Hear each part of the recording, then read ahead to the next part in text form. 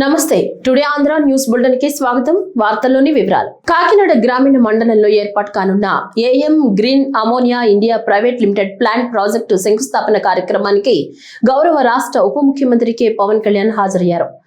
ఈ సందర్భంగా AM green plant ప్రాంగణంలో ఏర్పాటు చేసిన హెలీప్యాడ్ కు చేరుకున్న ఉప ముఖ్యమంత్రికి MP Sana Satish Babu, DIG GVG Ashok Kumar, జిల్లా ఇన్ఛార్జ్ కలెక్టర్ అపూర్వ భరత్, జిల్లా SP Bindu Madhav, Kakinada municipal commissioner NVV సత్యనారాయణలు సాదరంగా స్వాగతం పలికారు. అలాగే పిఠాపురం మాజీ ఎమ్మెల్యే ఎస్వీఎస్ఎన్ వర్మ, మాజీ జెడ్పీ చైర్మన్ జ్యోతుల నవీన్ కుమార్ తదితరులు కార్యక్రమంలో పాల్గొన్నారు. ఈ గ్రీన్ అమోనియా ప్రాజెక్టు ద్వారా పరిశ్రమల అభివృద్ధితో పాటు స్థానిక యువతకు ఉపాధి అవకాశాలు మెరుగుపడనున్నాయని అధికారులు తెలిపారు.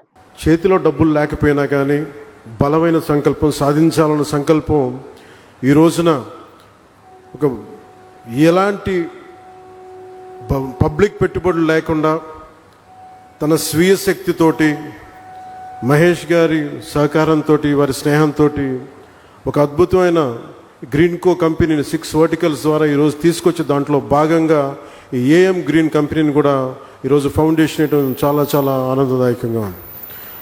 ఒక మనిషి కళల కంటే తప్ప ఏమీ సాధించలేరు. యూకేలో ఉంటూ విద్యార్థిగా ఇక్కడికి వచ్చి కేవలం సూట్ కేసులో ఒక జత బట్టలు, గుండెల నిండా కళలు తప్ప ఆ వ్యక్తికి ఏం లేవు. కానీ ఈరోజు ఆయన సాధించిన విజయాలు చూస్తుంటే, ముఖ్యంగా కాకినాడలో పుట్టి పెరిగినవాడు, ఇక్కడి నుంచి వెళ్ళి ఈ స్థాయిలో తిరిగి తన పుట్టిన స్థలానికి, ఆంధ్ర రాష్ట్రానికి, భారతదేశానికి ఇంత చేయటం మనస్ఫూర్తిగా ఆయనకి చేస్తున్నందుకు మనస్ఫూర్తిగా వారికి నా హృదయపూర్వక అభినందనలు తెలియజేస్తున్నాను. తన జన్మదినోత్సవాన్ని పురస్కరించుకుని గుంటూరు జిల్లా మంగళగిరి బైపాస్ రోడ్లోని నారా లోకేష్ క్రీడా ప్రాంగణంలో నిర్వహిస్తున్న Mangalagiri premier league season 4 cricket పోటీల్లో రాష్ట్ర విద్యా ఐటీ శాఖల మంత్రి నారా లోకేష్ సందడి చేశారు. ముందుగా భోగి ఎస్టేట్స్ కు చేరుకున్న మంత్రి లోకేష్ కు స్థానిక టీడీపీ నాయకులు, కార్యకర్తలు ఘన స్వాగతం పలికారు. అనంతరం ఎంపీఎల్ 4 లో భాగంగా 27వ రోజు 3వ రౌండ్ లో ఆఖరి మ్యాచ్ లో వల్లభనేని వెంకట్రావు యూత్ వికీ 11 జట్ల మధ్య క్రికెట్ మ్యాచ్ నిర్వహించారు. ఈ సందర్భంగా మంత్రి లోకేష్ టాస్ వేశారు. కొద్దిసేపు క్రికెట్ ఆడి క్రీడాకారులను మంత్రి ఉత్సాహపరిచారు. వల్లభనేని వెంకట్రావు యూత్ జట్టు టాస్ నెగ్గి బ్యాటింగ్ ను ఎంచుకుంది. అనంతరం ఇరు జట్ల మధ్య క్రికెట్ మ్యాచ్ ను మంత్రి లోకేష్ వీక్షించారు.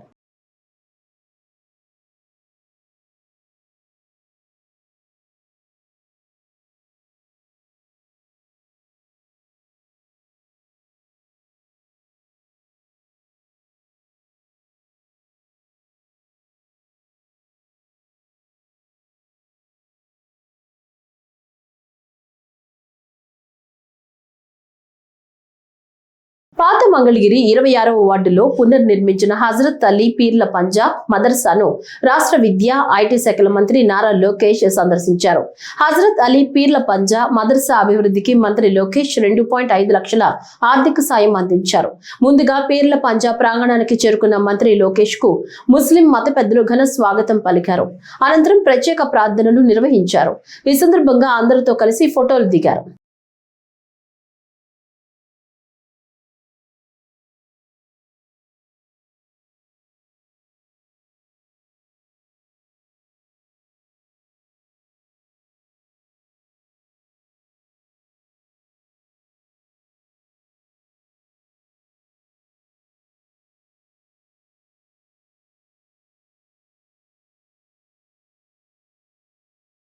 రాజధాని ప్రాంతంలో ఉన్న గుంటూరు మున్సిపల్ కార్పొరేషన్ కు కమిషనర్ గా, విశాఖ జిల్లా జాయింట్ కలెక్టర్ గా వ్యవహరిస్తున్న యువ ఐఏఎస్ అధికారి మయూర్ అశోక్ ను ప్రభుత్వం నియమించింది. ఇప్పటి వరకు గుంటూరు మున్సిపల్ కమిషనర్ గా ఉన్న పులి శ్రీనివాసులను నూతనంగా ఏర్పాటు చేసిన మార్కాపురం జిల్లా జాయింట్ కలెక్టర్ గా నియమించింది. గుంటూరు మున్సిపల్ కమిషనర్ గా ఈ రోజు బాధ్యతలు స్వీకరించిన అనంతరం మయూర్ అశోక్ మాట్లాడుతూ, ప్రభుత్వ పథకాల అమలు, ప్రజల సమస్యల పరిష్కారం తన ప్రథమ ప్రాధాన్యాలని తెలిపారు. And make Guntur one of the best town in all of the country, make it a most livable town in the country. So as a municipal commissioner, my priorities will be sanitation, drinking water, maintenance of the public road, public health. Those are my main priority. Apart from that, I'll be giving special importance to PGRS system, that is a public grievance redressal system.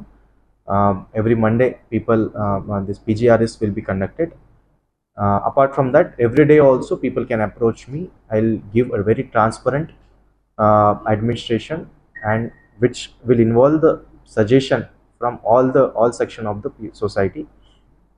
Apart from that, Guntur is already got very good ranking last year in Swachh Sarvekshan and NCAP. So my target is to maintain that ranking and also improve on that. So there also will be making lot of efforts.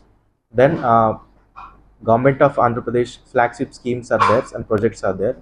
I'll make sure that successful implementation of those schemes in the Guntur city.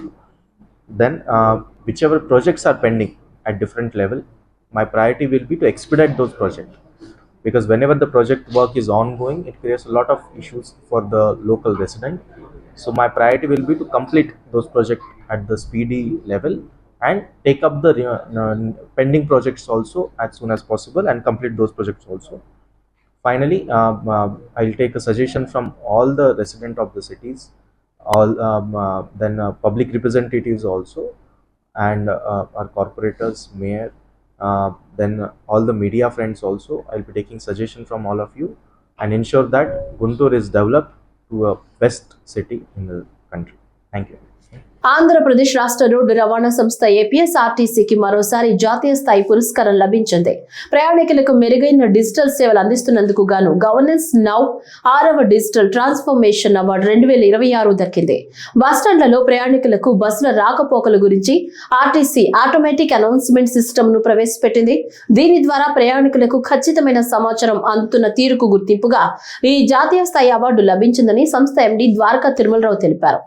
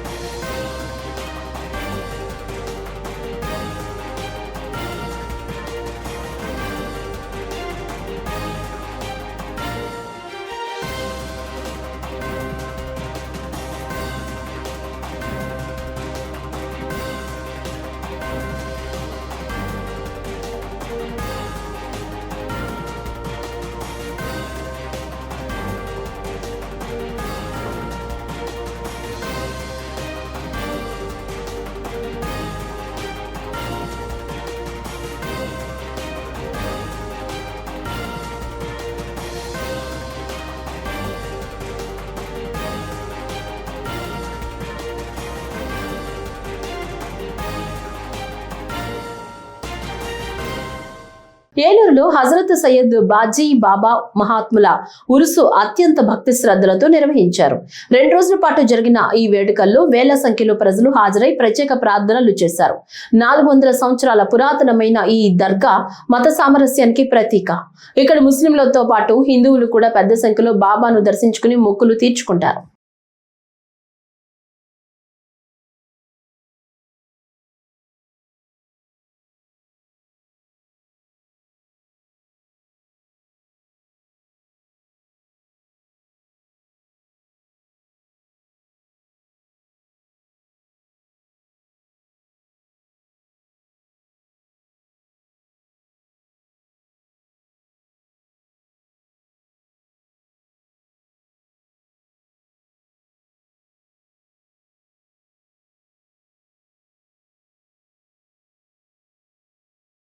శ్రీకాళహస్తిలో నిన్న రాత్రి గిరి ప్రదక్షిణ వైభవంగా జరిగింది. ఆలయ చతుర్ముఖ మాడ వీధుల్లో స్వామి అమ్మవార్లు అంగరంగ వైభవంగా ఊరేగితూ భక్తులను అనుగ్రహించారు. ఈ సందర్భంగా భక్తులు నీరాజనాలు అర్పిస్తూ మొక్కులు చెల్లించుకున్నారు.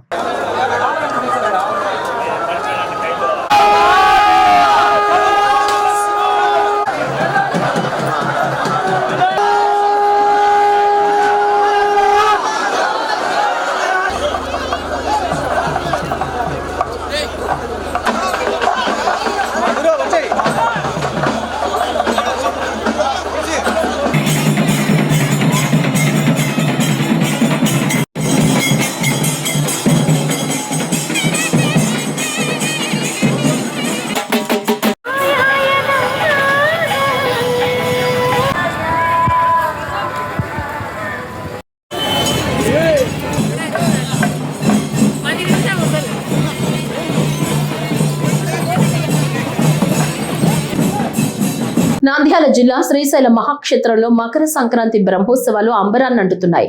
నిన్న రాత్రి బ్రహ్మరాంబ సమేతుడైన మల్లికార్జున స్వామి రావణ వాహనంపై భక్తులకు దర్శనమిచ్చారు. ప్రధాన ఆలయ రాజగోపురం నుంచి రావణ వాహనంపై స్వామి అమ్మవార్లు క్షేత్ర పురవీధిలో విహరిస్తూ భక్తులను అనుగ్రహించారు. ఉత్సవమూర్తుల ముందు కళాకారుల నృత్యాలు, జానపద కళారూపాల ప్రదర్శన, కోలాటం భక్తులను ఆకట్టుకున్నాయి.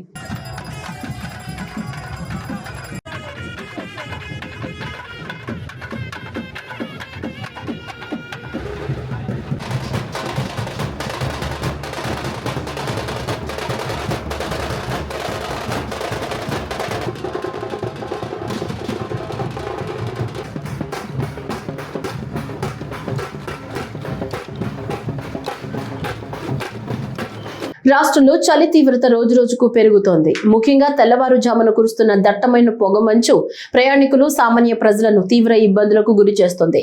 ఉత్తర కోస్తా, మన్యం ప్రాంతాల్లో ఉష్ణోగ్రతలు కనిష్ట స్థాయికి పడిపోయాయి. అల్లూరి సీతారామరాజు, పార్వతీపురం, మన్యం జిల్లాలో దట్టమైన పొగమంచు కురుస్తోంది. ఉదయం 9 గంటల వరకు రహదారులు కనిపించని స్థితి నెలకొంది. గడిచిన 24 గంటల్లో అల్లూరి, మన్యం జిల్లా కొన్ని ప్రాంతాల్లో 8 డిగ్రీల 10 డిగ్రీల మధ్య ఉష్ణోగ్రతలు నమోదయ్యాయి.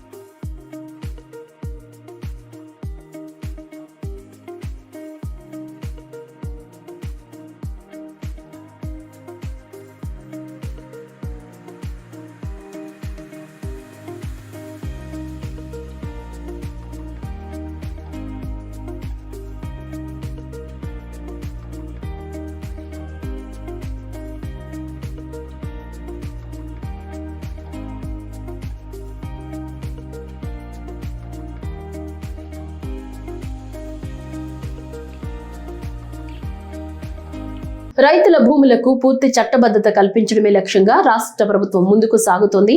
మీ భూమి మీ హక్కు కార్యక్రమంలో భాగంగా అనంతసాగరం మండలం ఉప్పలపాడు గ్రామంలో నిర్వహించిన పట్టాదారు పాసు పుస్తకాల పంపిణీ కార్యక్రమంలో రాష్ట్ర దేవాదాయ శాఖ మంత్రి ఆనం రామనారాయణ రెడ్డి పాల్గొన్నారు. ఈ సందర్భంగా మంత్రి ఆనం మాట్లాడుతూ అధికారంలోకి వచ్చిన వెంటనే రైతుల హక్కులను హరించేలా ల్యాండ్ టైటిలింగ్ చట్టాన్ని రద్దు చేశామని తెలిపారు.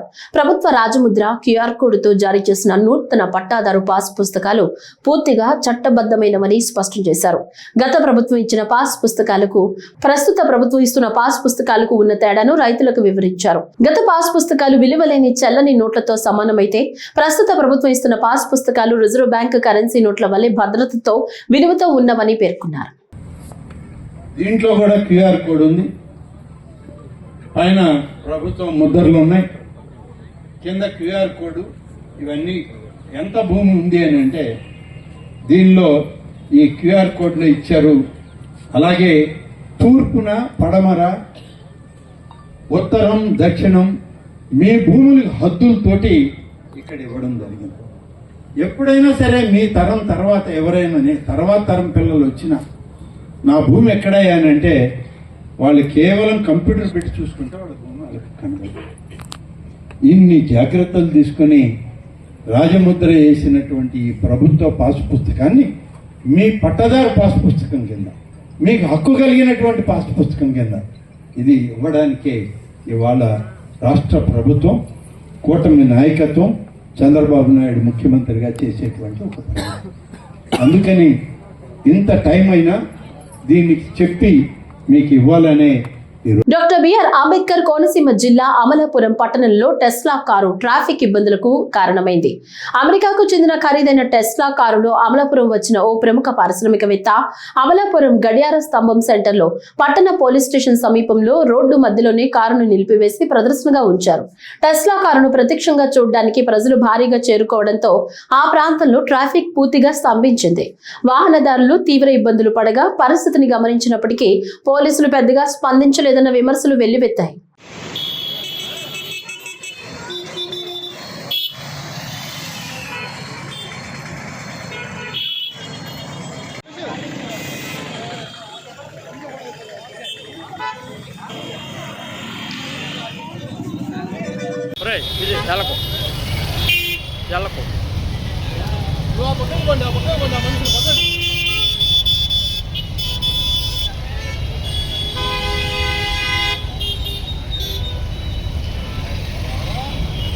కడప జిల్లా నూతన జాయింట్ కలెక్టర్ గా డాక్టర్ నిధి మీనా బాధ్యతలు స్వీకరించారు. జిల్లా సచివాలయంలోని జేసీ ఛాంబర్లో ముందుగా పురోహితుల ఆశీర్వచనాలు స్వీకరించిన అనంతరం ఉదయం 10:45 ఆమె అధికారికంగా బాధ్యతలు చేపట్టారు. ఈ సందర్భంగా జాయింట్ కలెక్టర్ డాక్టర్ నిధి మీనా మాట్లాడుతూ తాను 2019 బ్యాచ్ కు చెందిన ఆంధ్రప్రదేశ్ క్యాడర్ IAS అధికారినని, తన స్వస్థలం రాజస్థాన్ అని తెలిపారు. ఢిల్లీ యూనివర్సిటీలో MBBS పూర్తి చేసినట్లు చెప్పారు. గతంలో తెనాలి సబ్ కలెక్టర్ గా, వయోజన విద్యా డైరెక్టర్ గా, ఎన్టీఆర్ జిల్లా జాయింట్ కలెక్టర్ గా విధులు నిర్వహించిన అనుభవం ఉందన్నారు. కొంతకాలం మాతృత్వపు సెలవుల అనంతరం తిరిగి ప్రస్తుతం వైఎస్ఆర్ కడప జిల్లా జాయింట్ కలెక్టర్ గా బాధ్యతలు స్వీకరించడం ఆనందంగా ఉందన్నారు.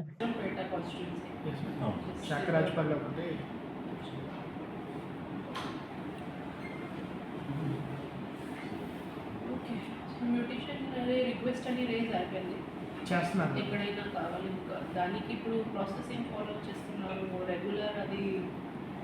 రెగ్యులర్ మ్యూటేషన్ ప్రాసెస్ ఉంది. నా పేరు నిధి. ఈరోజు నేను joint collector Kadapa joint post join చేస్తున్నాను. I'm thankful for this opportunity to Honorable Chief Minister sir, and I'm also looking forward to work under the guidance of District Collector, and I hope to work with utmost sincerity and commitment. Thank you.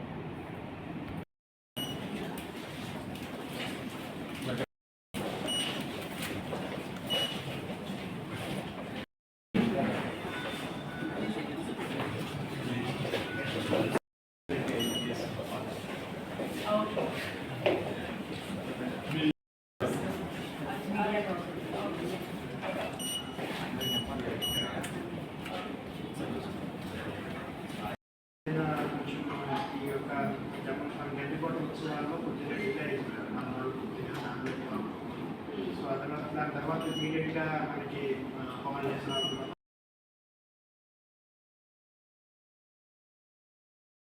పుణ్యక్షేత్రమైన Annavaram Shri Veera Venkata Satyanarayana స్వామి వారి దర్శనార్థం రాష్ట్ర హోంమంత్రి అనిత కుటుంబ సమేతంగా ఆలయానికి విచ్చేశారు. ఈ సందర్భంగా ఆలయ కార్యనిర్వహణాధికారి వేంద్ర త్రినాథరావు పూర్ణ కుంభంతో హోంమంత్రికి ఘన స్వాగతం పలికారు. శ్రీ స్వామివారి దర్శనానంతరం వేద పండితులచే వేద ఆశీర్వచనాన్ని స్వీకరించారు.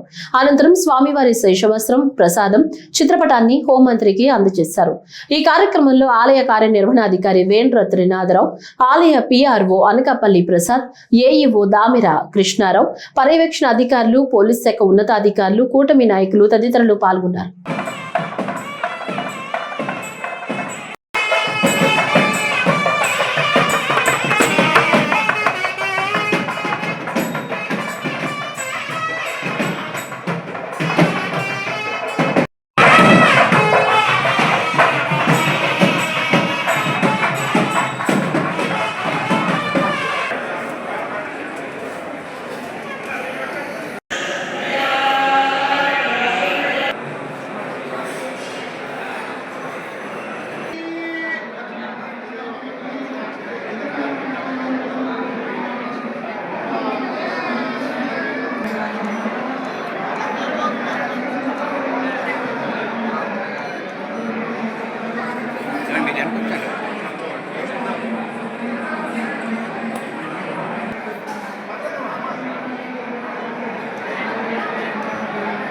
Okay sir.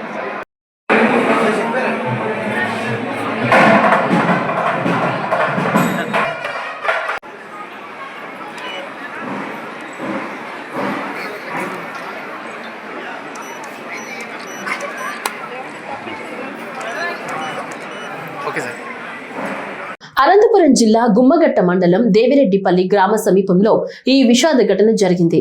బోరుబావి కింద సాగు చేస్తున్న మొక్కజొన్న పంటకు క్రిమిసంహారక మందు పిచికారీ చేసిన రైతులు ఖాళీ డబ్బాలను గుంతలో ఉన్న నీటితో శుభ్రం చేయడంతో ఆ నీరు కలుషితమైంది.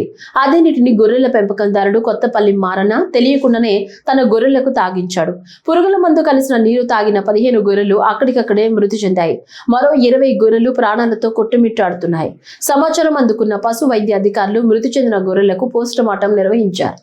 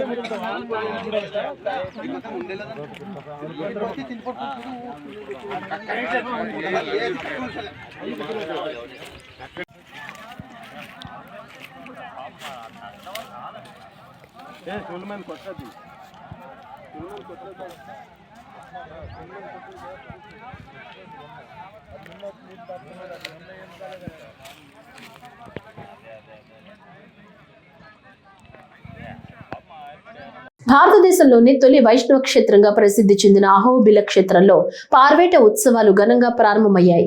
పురాణ సంప్రదాయాలకు ప్రతీకగా నిలిచిన ఈ ఉత్సవాల్లో భాగంగా లక్ష్మీ నరసింహస్వామి 33 గ్రామాల ప్రజలను తన కళ్యాణానికి ఆహ్వానిస్తూ పార్వేటకు బయలుదేరటం ఈ క్షేత్రానికి ప్రత్యేక ఆకర్షణగా నిలుస్తోంది. 41 రోజుల పాటు సాగనున్న ఈ పార్వేట ఉత్సవాలు భక్తుల్లో భక్తి పారవస్యాన్ని నింపుతూ అహోబిల క్షేత్రాన్ని ఆధ్యాత్మిక వైభవంతో ముంచెత్తుతున్నాయి. ఈ విశేష ఉత్సవాల పూర్తి వివరాలు చూద్దాం.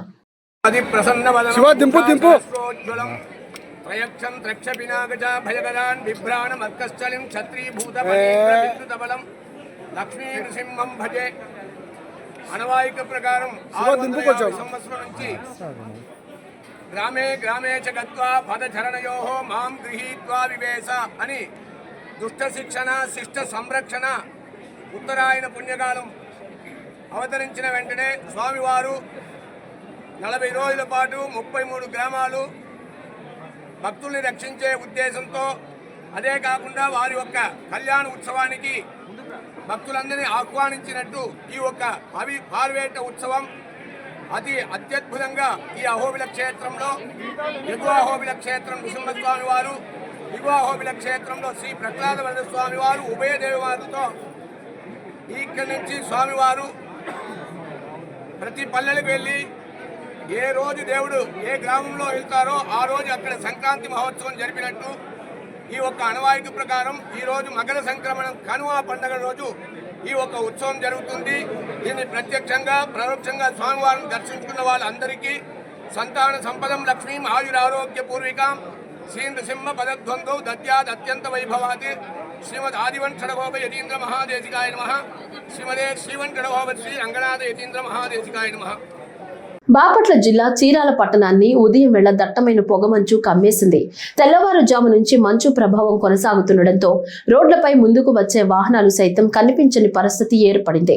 పొగమంచు కారణంగా వాహనదారులు నెమ్మదిగా ప్రయాణం చేయాల్సి వస్తోంది. ముఖ్యంగా ద్విచక్ర వాహనదారులు చలిగాలికి మంచుకి తీవ్రంగా ఇబ్బందులు పడుతున్నారు. పగటి వేళ ఉష్ణోగ్రతలు స్వల్పంగా పెరుగుతున్నప్పటికీ రాత్రి నుంచి తెల్లవారుజాము వరకు మంచు తీవ్రంగా కొనసాగుతోంది. వాతావరణ మార్పుల కారణంగా జలుబు, దగ్గు, శ్వాసకోశ సంబంధిత వ్యాధులు పెరుగుతున్నాయని వైద్యులు హెచ్చరిస్తున్నారు. పొగమంచు సమయంలో బయటకు వెళ్లేవారు తగిన జాగ్రత్తలు తీసుకోవాలని సూచిస్తున్నారు.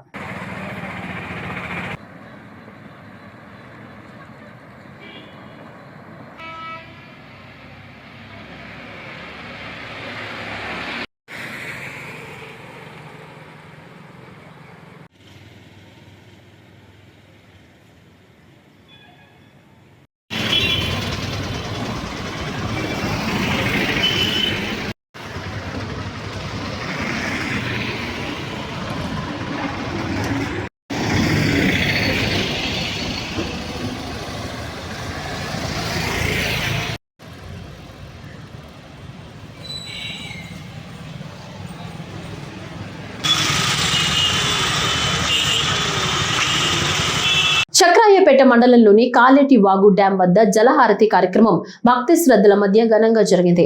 డ్యాం కు వరద నీళ్లు చేరుతున్న తరుణంలో వేద పండితుల మంత్రోచ్చరణల మధ్య గంగమ్మ తల్లికి ప్రత్యేక పూజలు నిర్వహించారు. ఈ కార్యక్రమంలో పాల్గొన్న పులివెందుల నియోజకవర్గ ఇన్ఛార్జ్ బీటెక్ రవి సాగునీటి ప్రాజెక్టుల ద్వారా ప్రతి ఎకరాకు నీరు అందించడమే కూటమి ప్రభుత్వ ప్రధాన లక్ష్యమని స్పష్టం చేశారు. కాలేటి వాగు డ్యాం నిండడంతో రైతాంగానికి మేలు జరుగుతుందని, భూగర్భ జలాలు పెరిగి త్రాగునీటి సమస్య కూడా తీరుతుందని ఆయన ఆశాభావం వ్యక్తం చేశారు. ఫిబ్రవరి 15వ తేదీ వరకు కూడా నీళ్ళు వస్తాయి. ఆ లోపల తర్వాత మొత్తం చెరువు అంతా కూడా నిండే పరిస్థితి. ఇక్కడ ప్రజలు తర్వాత రైతులు అందరి కోరిక మేరకు మేము కలెక్టర్ గారితో కూడా మాట్లాడి అంతకుముందు ఈ చెరువు కింద ఏదైతే మామూలుగా పంటలు పండిస్తూ ఉన్నారో కాలువల ద్వారా ఆ కాలువలన్నీ కూడా ఇప్పుడు కొన్ని బూడిపోయి ఆ తర్వాత కంప చెట్లు అంతా ఉన్నాయి. ఆ వరకు కూడా ఒక వారంలోనే ప్రొసీడింగ్ ఇప్పించి అవన్నీ క్లీన్ చేసి ఇక్కడ నుంచి ఏ ఏ పంటలకైతే ముందు పోతున్నాయో ఆ రకంగా పంటలకు తర్వాత అలాగే అద్దాల మర్రి చెరుకోనపల్లి వరకు కూడా దీని కింద ఒక 3 చెరువులు ఉన్నాయి. ఆ 3 చెరువులు నింపే కార్యక్రమానికి ఏమేమి ఇబ్బందులు అడ్డంకులు ఉన్నాయో అవన్నీ కూడా వర్క్స్ ద్వారా మేము చేసి ఒక వారం లోపలనే తర్వాత ప్రొసీడింగ్ ఇప్పించి గతంలో కాలేటి వాగు నిండితే ఏ రకంగా ప్రజలు సంతోషంగా వాళ్ళ భూములు అన్ని పండించుకునే విధంగా అన్ని ఏర్పాట్లు కూడా చేయడం జరుగుతుంది.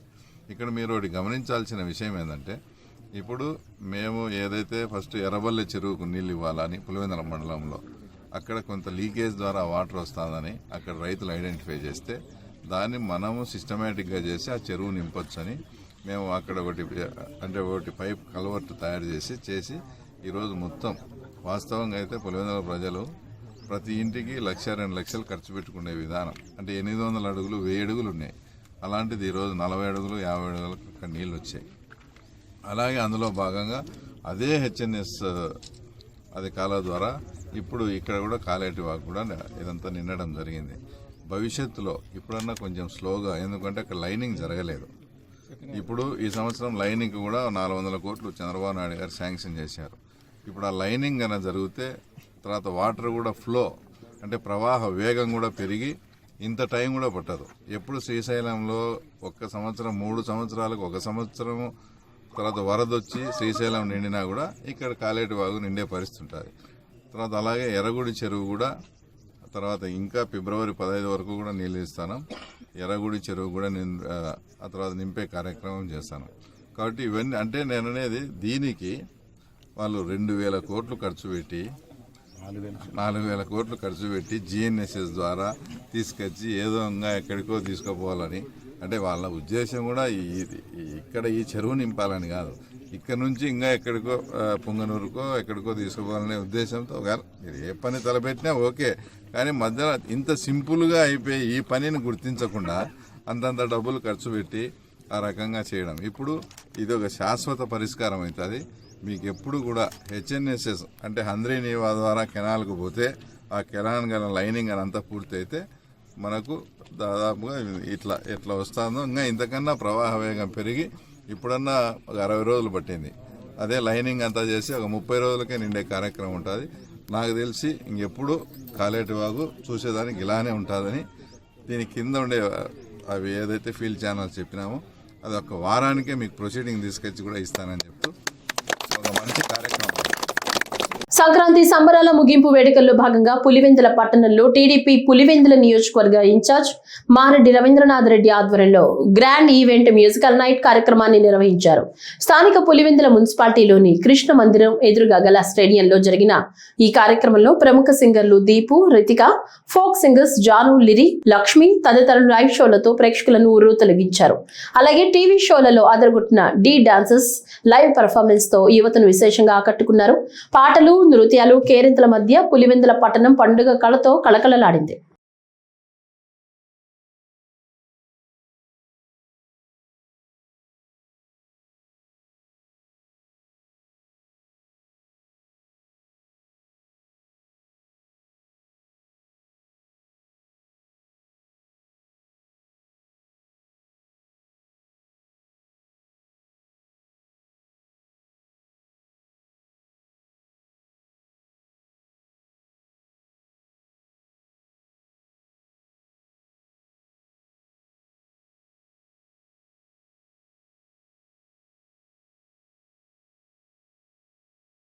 రాయలసీమ ప్రాంత రైతులు, వినియోగదారులు, అన్ని వర్గాల ప్రజల అభివృద్ధి లక్ష్యంగా 2008-9 రైల్వే బడ్జెట్ లో కడప, రాయచోటి, మదనపల్లి, బెంగళూరు నూతన బ్రాడ్ గేజ్ రైలు మార్గాన్ని యూపీఏ ప్రభుత్వం మంజూరు చేసిందని డాక్టర్ నరెడ్డి తులసిరెడ్డి గుర్తు చేశారు.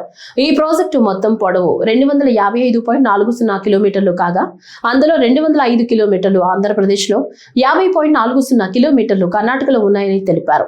నిధుల్లో 50% కేంద్ర ప్రభుత్వం, 50% రాష్ట్ర ప్రభుత్వం భరించే విధంగా ఈ ప్రాజెక్టు ఆమోదం పొందిందని, అప్పటి అంచనాల ప్రకారం వ్యయం 3038 కోట్ల రూపాయలని చెప్పారు.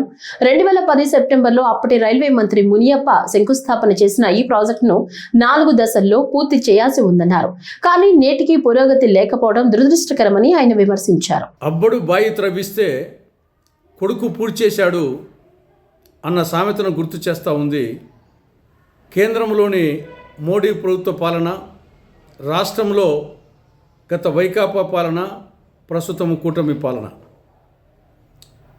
రాయలసీమ సమగ్రాభివృద్ధిని దృష్టిలో పెట్టుకొని 2008-2009 రైల్వే బడ్జెట్లో ఆనాటి కాంగ్రెస్ ప్రభుత్వం కడప, రాయచోటి, మదనపల్లి, బెంగళూరు నూతన బ్రాడ్గేజ్ రైల్వే లైన్ను మంజూరు చేయడం జరిగింది.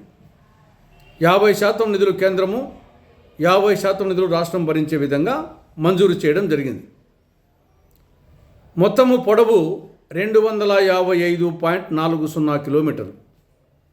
అందులో ఆంధ్రప్రదేశ్లో 200 కిలోమీటర్లు, కర్ణాటకలో 50.40 కిలోమీటర్లు. మొత్తం దీని ఎస్టిమేట్ 2008-9 లెక్కల ప్రకారంగా 3038 కోట్ల రూపాయలు. 2010 సెప్టెంబర్ మాసంలో ఆనాటి రైల్వే మంత్రి మునియప్పన్ గారు శంకుస్థాపన కూడా చేశారు. ఇది 4 దశల్లో పూర్తి కావాలి. మొదటి దశ కడప నుండి పెళ్లిమరి వరకు, రెండవ దశ పెళ్లిమరి నుండి మదనపల్లి వరకు వయా రాయచోటి, మూడవ దశ మదనపల్లి నుండి ఆంధ్రప్రదేశ్ కర్ణాటక సరిహద్దు ముల్బాగల్ వరకు, నాలుగవ దశ ముల్బాగల్ నుండి కోలార్ వరకు. ఇందులో మొదటి దశ పూర్తయింది. కడప నుండి పెళ్లిమరి వరకు 21.80 కిలోమీటర్ల రైల్వే లైన్ పూర్తయింది. మొత్తం 351 కోట్ల రూపాయలు ఖర్చు పెట్టడం జరిగింది. అందులో ఆంధ్రప్రదేశ్ వాటాగా 132.39 లక్షలు ఇవ్వడం జరిగింది. కానీ దురదృష్టవశాత్తు రాష్ట్రంలో జగన్ ప్రభుత్వం అధికారంలోకి వచ్చాక రాష్ట్ర ప్రభుత్వం మ్యాచింగ్ గ్రాంట్గా ఇవ్వాల్సిన నిధులు ఇవ్వని కారణంగా రైల్వే శాఖ ఈ పనిని స్టాప్ చేసింది. అంతటితో ఆగకుండా జగన్మోహన్ రెడ్డి 2021 జూన్ 17వ తారీఖున ఈ ప్రాజెక్టే మాకు అవసరం లేదని చెప్పేసి కేంద్ర ప్రభుత్వానికి లేఖ రాయడం జరిగింది. ఇంతకంటే దుర్మార్గమైన చర్య మరొకటి ఉండదు. రాష్ట్రంలో ప్రభుత్వం మారిన తర్వాత కనీసము చంద్రబాబు నాయుడు గారి నేతృత్వంలోని కూటమి ప్రభుత్వమైనా దీన్ని పట్టించుకుంటుందంటే ఈ కూటమి పార్టీలు కూడా పట్టించుకోవడం లేదు. దాని గురించి ఆలోచించడమే లేదు. మళ్ళీ పైకేమో రాయలసీమను అటు చేస్తాం ఇటు చేస్తామని చెప్పేసి కోతలు మాత్రం కోస్తూ ఉంటారు. ఆల్రెడీ మంజూరైన ప్రాజెక్టుకు రాష్ట్ర ప్రభుత్వం 50% మ్యాచింగ్ గ్రాంట్ ఇవ్వని కారణంగా నిలిచిపోయిన దాని గురించి పట్టించుకోకుండా ఏమేమో మాట్లాడుతున్నారు. ఇటీవల రాయచోటి వాళ్ళు చాలా బాధపడుతున్నారు. ఆల్రెడీ జిల్లా కేంద్రంగా ఉన్నదాన్ని తీసివేయడంతో వాళ్ళు బాధపడుతున్నారు.